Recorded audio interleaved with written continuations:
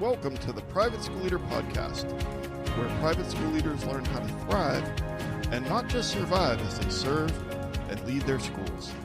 I strongly believe that it is possible to have a long and happy and fulfilling career as a private school leader. And my passion is to help you figure out exactly how to do just that, right here on the Private School Leader Podcast. And I'm your host, Mark Minkus. So about 5 years ago, one of my daughters bought a 2018 Hyundai Sonata. And when she was looking for a used car, the one she was driving at the time was kind of on its last legs. And she was looking for a car. She did her research, and she was looking for specific things, with as far as gas mileage and miles on it. In our family, we buy used cars and try to take good care of them and then run them until they fall apart. And by then they're usually paid for. So she was looking for very specific things. And there's one thing that was a very, very specific feature that she just had to have on her next vehicle. And it wasn't about the color. It wasn't about the engine or the stereo system. It wasn't heated seats or anything like that. She wanted a car that had blind spot detection. And she got it.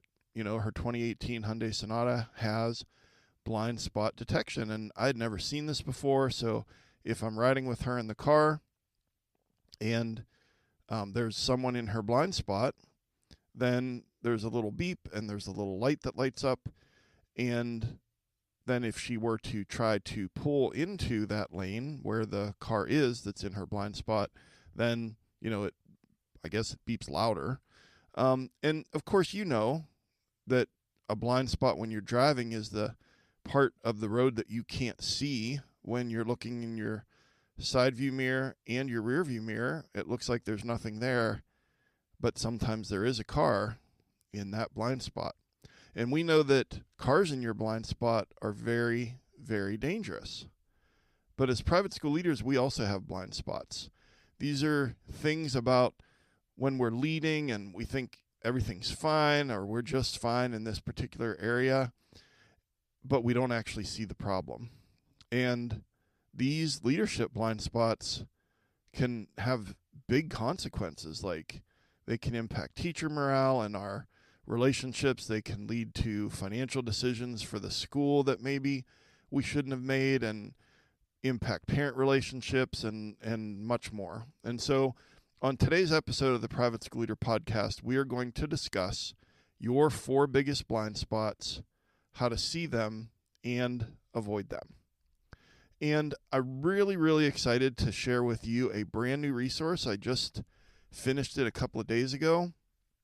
And it is called the 6 Keys to Improving Your Relationship with Your Board. The 6 Keys to Improving Your Relationship with Your Board. And the most important relationship in our private schools is the one between the board and the head of school. And I think there's always room for improvement. And so if that's kind of a tricky relationship with you or board meetings are frustrating, then this PDF is going to help you. And even if things are going pretty well with your board, there's always room to improve that relationship. And it's so important. And so this free guide is a 7-page PDF where I give you specific strategies to strengthen your partnership and your relationship with your board members. And so if you go to theprivateschoolleader.com/board, you can grab your free guide. That's the 6 keys to improving your relationship with your board. And that's free for you to grab over at theprivateschoolleader.com/board. And then just a quick reminder, I know how busy you are. And, during my career, especially at this time of year, if you're listening in real time, it always seemed like that first fall teacher PD day really snuck up on me. And it was, like, oh man, I got to work on this and plan a meaningful PD day for my teachers. And like I said, you get the school year started, the dust settles, and then right around the corner is your fall teacher PD day. And then the second challenge that I had is that, running a pre-K through 12 school, it's really difficult to find PD that is meaningful for all of those teachers, especially if they're in the same room at the same time. But I've got you covered. I just wanted to remind you that with Parent Academy, that there are 2 plug-and-play PDs. There are 45-minute webinars. There's a printable workbook. There's guided notes. There's discussion questions. And back in August, there were about 20 private schools who used Parent Academy teacher plug-and-play PDs with their teachers. One teacher in North Carolina had this to say, quote, "I never thought a PD could be relevant to all 3 divisions in our school. We all have the same issues with parents, whether we teach 3-year-olds or a 12th grader. Private schools are different," end quote. So I believe that this is incredibly important content for your teachers and that it can be a huge game changer for you and your school. And there's still time to make Parent Academy part of your fall teacher PD day. So if that sounds like something that you're interested in, then check it out at theprivateschoolleader.com/Parent Academy. So we're talking about your 4 biggest blind spots and how to see them. And we're going to talk about blind spots and just, give a quick definition. But then we're going to talk about why are blind spots so problematic? Why do they happen? Why do we develop these blind spots? And then most importantly, stick around because I'm going to give you, talk about those 4 biggest blind spots, but more importantly, I'm going to tell you how you can see them, identify them, and then how you can avoid them. So when it comes to these blind spots in leadership, these are behaviors or decisions or maybe even an attitude that we don't see very clearly, but that others around us see and experience. Because our blind spots are typically not blind spots for other people. Like we don't see it, but other people do. And so it could be something with our personality. It could be a habit. It could be a system. And we're giving off this vibe that we're ignoring this or that this is all fine. And the problem is that we don't notice. And obviously, by definition, we're blind to them. And we don't see our own blind spots, but they're there. And sometimes they're doing more damage than we realize. And so I want to talk to you just for a minute about 3 reasons why blind spots are so problematic. So reason number 1 is that they break trust.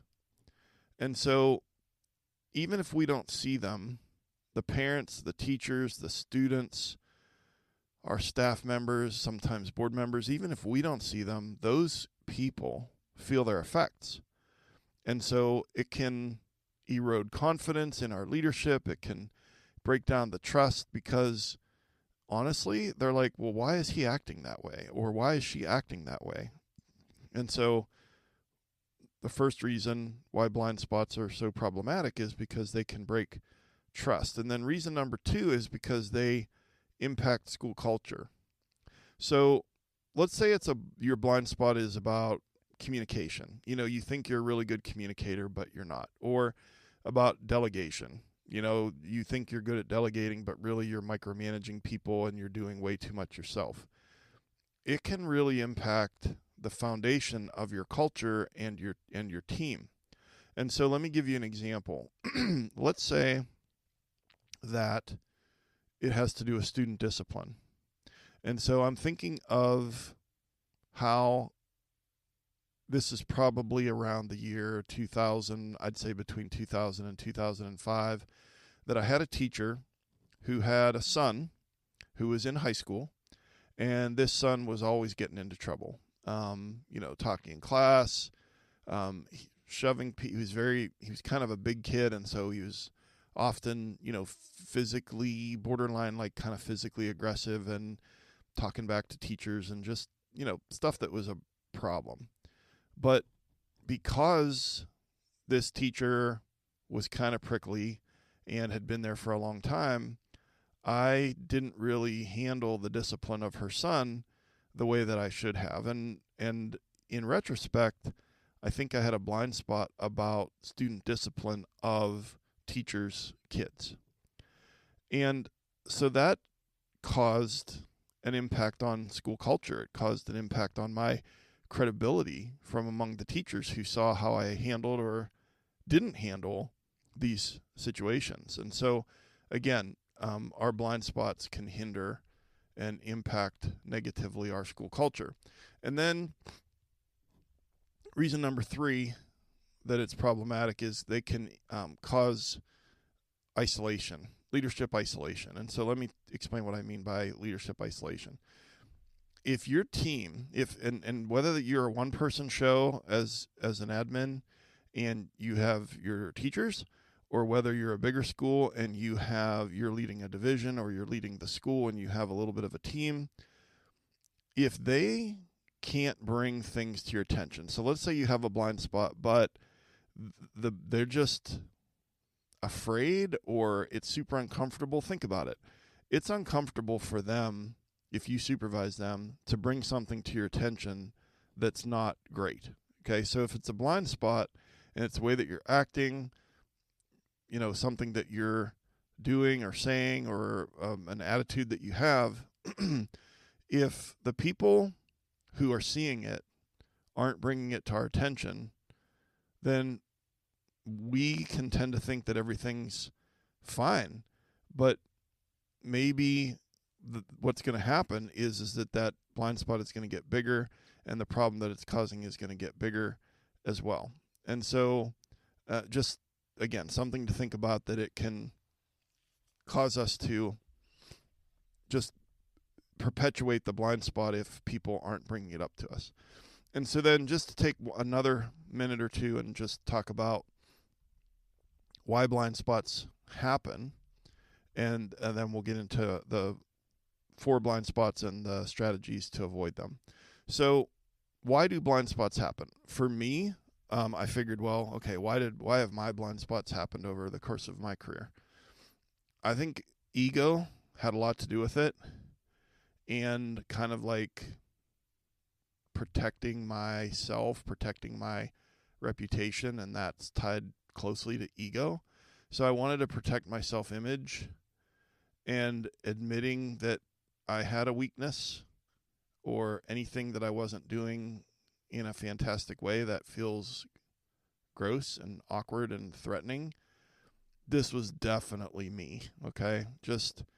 I think that ego contributed to my blind spots, and I didn't want to know. I didn't want to get that. I didn't want to hear that feedback. And then if I did occasionally get feedback about how I was interacting with people or whatever, then it was like, well, that person is just wrong.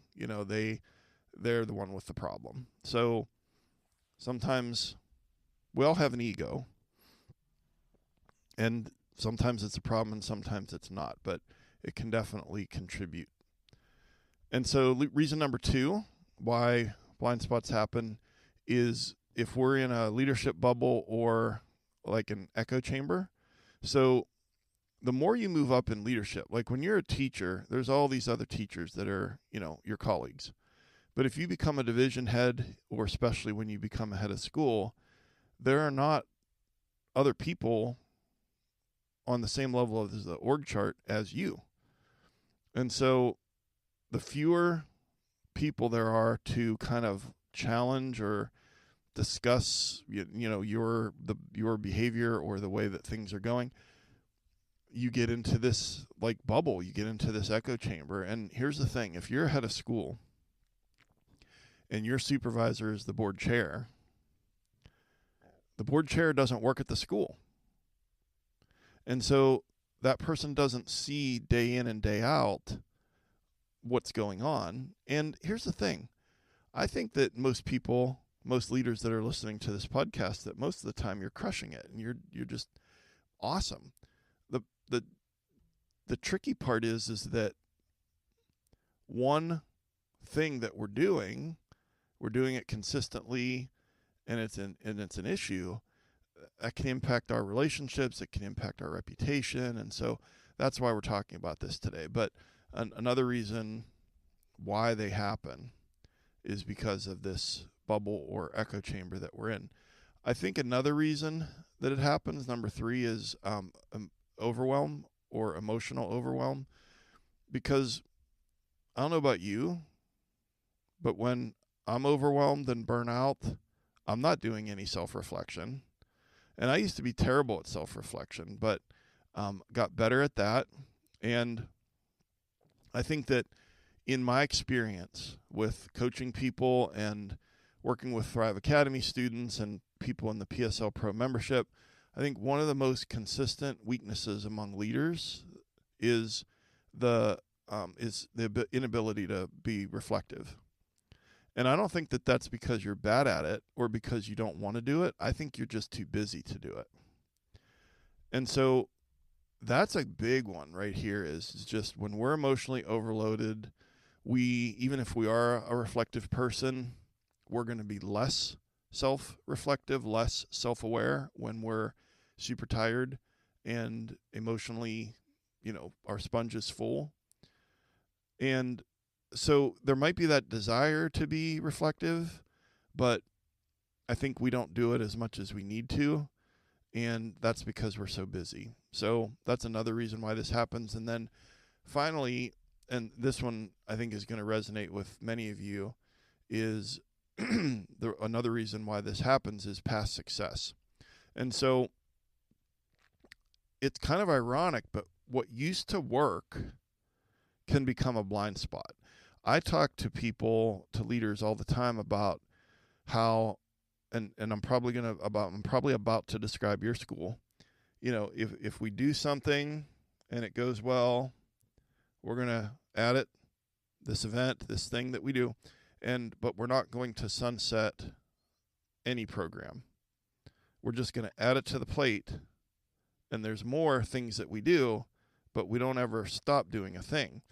And so this whole idea of, well, we've always done it this way leads to this blind spot of past success. Maybe we need to start sunsetting a couple of things. And the way that we do that is to start having conversations about them and to set our ego aside and set our, sometimes we get emotionally attached to these programs or these events that we have in our schools.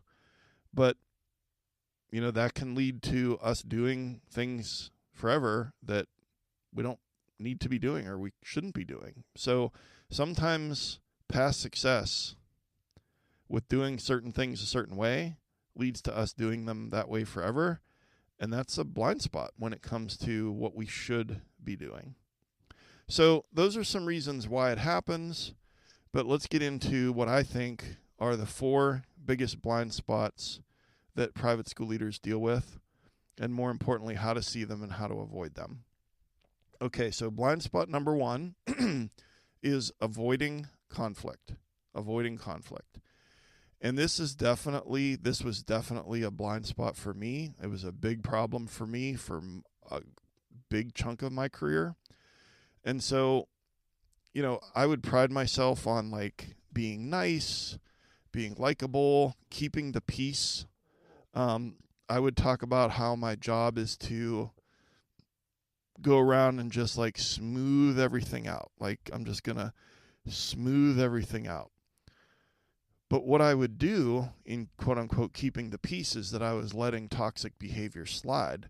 So here's this lower school teacher that's in the copy room and is super rude to other people, to colleagues.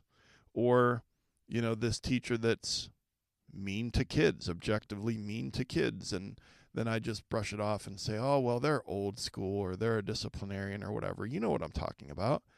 And so it's about avoiding conflict, and that was me. And so how do we see this blind spot? Because again, going back to my daughter's car, if she looked in her side view mirror and looked in her rear view mirror, she still doesn't actually see that car. But her car had these sensors on it to be able to let her know that there was a vehicle in that blind spot. So how are we going to see something that in the title of it is that we're blind to it? So I think that with avoiding conflict, that we really need to try to look at the complaints that are recurring.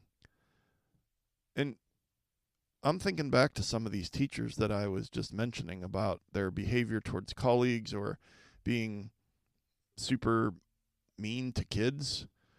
And it's the issue of recurring complaints that I was just kind of ignoring and brushing off. So if there's one complaint about one teacher, that's one thing. But usually when it's a toxic person, there is, there's a litany of them, and it's over time. And so that's one thing, is to not just brush off the complaints, but to take them seriously. And then another thing is to reflect on how many uncomfortable conversations have you almost had?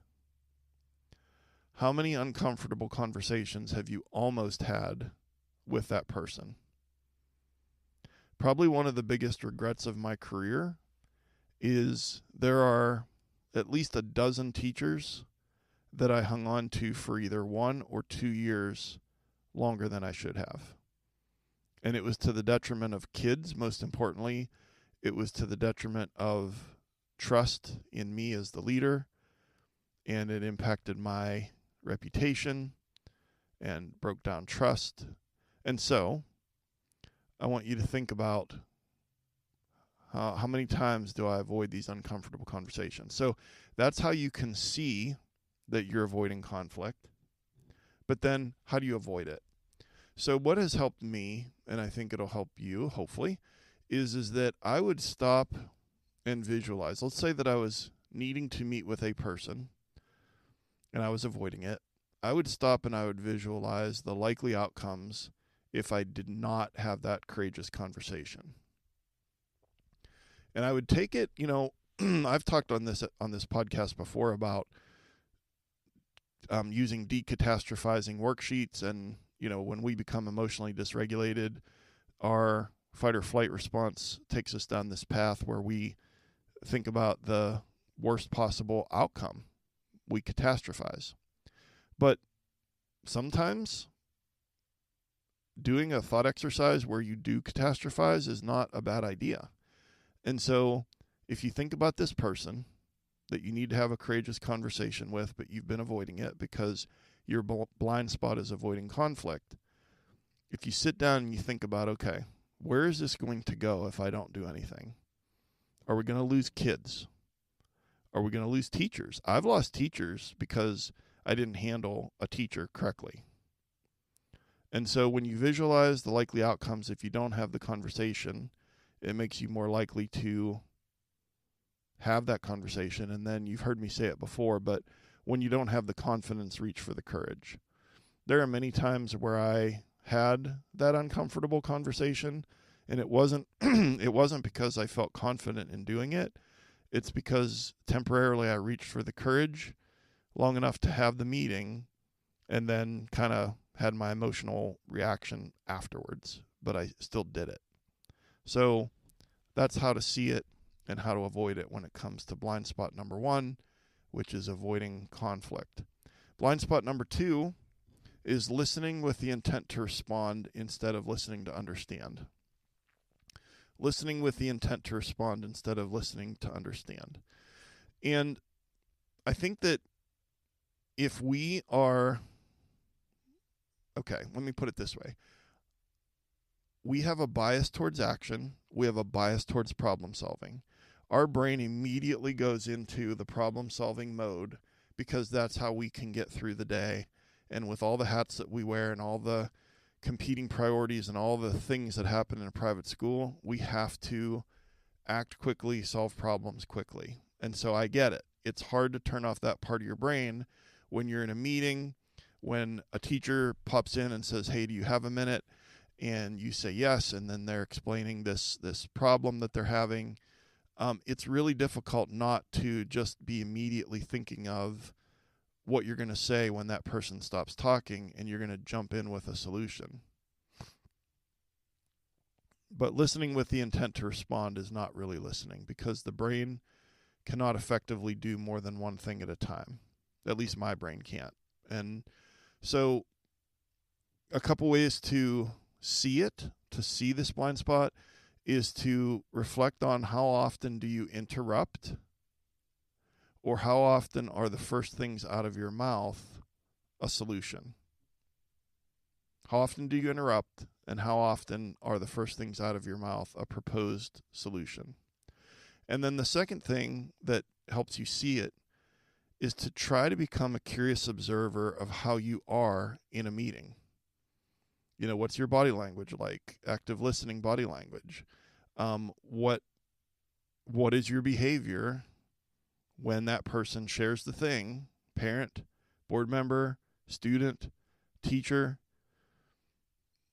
I'm not saying that you don't give a solution, but I am saying, and here's how to avoid this blind spot, I am saying that we need to practice reflective listening. And I was terrible at this. And so I had to come up with two things that would kind of be my stop signs from just opening my mouth and giving a solution to the problem. And one is that when someone's done talking, that then the first words out of my mouth are first of all. And I did an episode on this, the 3 little words that will change the way you lead, something along those lines. I'll link that one in the show notes at theprivateschoolleader.com/episode 155. But I would listen, the person would share, and then I would always say, first of all, that sounds really hard, and I'm sorry that you're going through that. I can definitely see why that would be upsetting to you. So I say, first of all, I acknowledge their concern and validate their feelings. We've talked about that on this podcast many times before. And then pausing is also the second thing that I do. I try to pause for 2 to 3 seconds before I open my mouth, and then have the first thing that I say after they're done talking be first of all, and then I validate their feelings and acknowledge their concern. And then sometimes I will ask, okay, do you want me to just support you, or would you like to brainstorm a solution, or do you want my advice? Sometimes people just want to get it out. In my marriage, it took me probably 12 or 13 years into my marriage when my wife would be sharing something she was frustrated with, and then I'm immediately mansplaining and solving her problem for her and saying blah, blah, blah. And really all she wanted was for just me to listen to her and say, that sucks. So sometimes we're listening with the intent to respond. That's not really listening. And that can be a blind spot for us as leaders. So blind spot number 3 is playing favorites. Playing favorites. Okay, so certain staff get more access to you. Certain parents get more access to you. More grace, more chances. I told you before about the students, the children of teachers got a longer leash when it came to the discipline at my school. Others notice this, and it's a problem. It affects our credibility, our reputation. I think it breaks down trust. If there's somebody that's a big donor in the school and we roll out the red carpet and they get special treatment and, this and that and the other thing, and it's like, okay, that's kind of hard to notice. That's why we're calling it a blind spot. So how do we see this? Because this one's hard to see. I think that one way is to pause and objectively look at your calendar. Like, who's getting your time and attention? Is there a parent that gets to, from an access standpoint? I think we need to kind of do an access audit, quote unquote, put air quotes around that. Like, who gets your time? Now, it might be because it's a squeaky wheel and you're not good at, shutting that down. And the squeaky wheel teacher, or I've referred to them as the energy vampire teacher, that they take up all your time. I'm not really talking about that as much as it's like someone that you just like personally and you like their company, or there's some reason that you're playing the favorite. And this is and then the other way to see it, and this one's hard, is a lot of this has to do with this one has to do with trust with your team, but to ask a trusted colleague do you think I'm showing preference to so-and-so? Or, maybe even your spouse or partner. It's like, because you talk about stuff at home, it's like, do you think that is there a name that you're hearing like a lot? And it's not because you're trying to solve a problem with a novice teacher in first grade that's struggling with classroom management, and that's why they're hearing that name a lot. So this one is, I would say, of the four, is probably the toughest to see, but it's also one of the more problematic ones if we're doing it. So how can we avoid the playing favorites blind spot? Have systems for access. And I know that that's tricky, especially the smaller your school, the more the family feel is. And small schools and family feel and those kinds of things, there's a dark side to that too, because it means that you're like public property 24/7. But I also think that when it comes to praise, we can play favorites with praise. The more likable people on staff, or the people that we're quote unquote playing favorites with, if we're praising them publicly in a faculty meeting, and that seems to be happening regularly, or just even the way that we light up and the way that we act, especially in public spaces, towards certain people, but we don't act that way towards others. If you act that way towards everybody, then you're not playing favorites. Another thing about how to avoid this, another strategy, is to just be transparent about how and why decisions are made. And so if everyone is complaining in the lower school about such and such curriculum, but there's this one teacher who really, really likes the curriculum that you're using, they're complaining about the curriculum because it's not meeting the students' needs, so on and so forth, okay? But there's one teacher who really, really likes the curriculum, so you decide to stay with that curriculum. Well, it's going to look like you're playing favorites. And so my point is that you could apply that to a bunch of different situations. And I'm not saying you have to explain yourself and over-explain and over-apologize, but if there's transparency around how decisions are made and what goes into that decision at your school, then there's going to be less of a perception that you're playing favorites. And quite frankly, that transparency will make you a little less likely to play favorites, because it's going to be kind of out there as to how we got here. So that's the one that you're going to kind of have to process and do some self-reflection, and that one is tough. And then finally, blind spot number 4 is being reactive instead of being strategic. So again, you're constantly putting out the fires, but you're never building a system that is fireproof. And so, let's face it, we're reactive in our schools. I get it. But how can we see this blind spot that we're just being too reactive and not strategic? I think that it's just a matter of one tip is to review your calendar. And if there's nothing on your calendar, then I can tell you right now you're spending too much time being reactive, because other people are defining urgency for you. Your email inbox is a chronological list of everyone else's priorities. If you're living in, dipping in and out of your email inbox all day long, I can tell you're being reactive instead of strategic. Review your calendar. What is your system for time management and productivity? If you don't have a system, I can tell you that you're being reactive.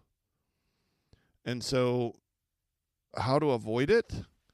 I'm just going to link last week's episode. Last week's episode was, are you running your school or leading your school? Episode 154, I'll link it in the show notes. It goes deep on how to be a proactive strategic leader instead of constantly being a reactive leader. And so that's how we'll talk about avoiding the blind spot of being reactive instead of strategic. So what are the big takeaways from today's episode? Your 4 biggest blind spots, how to see them and avoid them. Blind spot number 1 is avoiding conflict. Number 2, listening with the intent to respond instead of listening to understand. Number 3 is playing favorites. And number 4 is being reactive instead of strategic. And your call to action this week is to spend 15 minutes assessing yourself on these 4 blind spots and then decide, am I doing any of these? And if so, pick the one that's the worst for you and just take one action on it. And then there's a second call to action, and that is if you have a trusted friend, it could be a board member, it could be a colleague on the same level as the org chart as you, it could be a spouse or partner, but to talk to a trusted friend about this issue and just authentically ask them to, hey, do I have any blind spots? And so those are the 2 calls to action. And then just a quick reminder that I have a brand new resource for you that I'm super excited about. I want to get this into your hands. It's called the 6 Keys to Improving Your Relationship with Your Board. It's a free PDF that's going to give you strategies to improve this most important relationship in our school. And you can grab that at theprivateschoolleader.com/board. And then another reminder that there's still time to make Parent Academy part of your fall teacher PD day with those plug and play PDs and discussion questions, the webinar videos.